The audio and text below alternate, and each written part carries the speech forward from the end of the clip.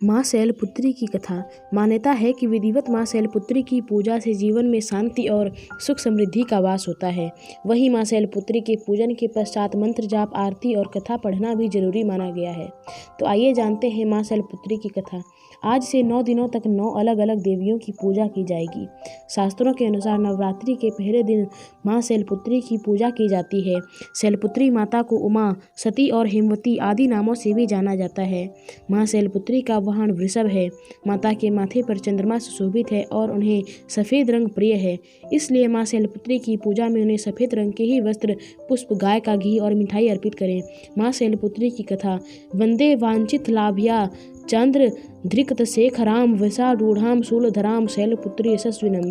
पौराणिक कथा के अनुसार एक बार प्रजापति दक्ष ने अपने घर पर यज्ञ का आयोजन करने का सोचा तो उन्होंने सभी देवी देवताओं को अपने यहाँ आने के लिए निमंत्रण भेज दिया, लेकिन राजा दक्ष ने भगवान शिव को नहीं बुलाया। देवी सती को लगा कि उन्हें भी बुलावा भेजा जाएगा, परंतु उनके यहाँ यज्ञ में आने का निमंत्रण नहीं आया। फिर भी देवी सती को उस यज्ञ में जाने का मन हुआ, लेकिन शिवजी ने उन्हें मना कर दिया। शिवजी ने सती को बोला कि अभी उनके पास यज्ञ में जाने के लिए कोई निमंत्रण नहीं आया है, इसलिए वहां जाना ठीक नहीं होगा। फिर भी देवी सती ने उनकी बात नहीं मानी। बार बार यज्ञ में जाने का आग्रह करने के कारण भगवान शिव ने उन्हें जाने की अनुमति दे दी। फिर देवी सती जब अपने पिता राजा दक्ष के यहाँ पहुंची तो जाकर उन्होंने देखा कि अपने पिता के यहाँ कोई भी उनसे सम्मान और प्रेम के साथ बात नहीं कर रहा था। वहीं देवी सती की अन्य बहनें भी उनका तथा शिवजी का मजाक उड़ा रही थीं। स्वयं देवी सती जो पिता प्रजापति दक्ष ने भी सती का अपमान करने का मौका नहीं छोड़ा।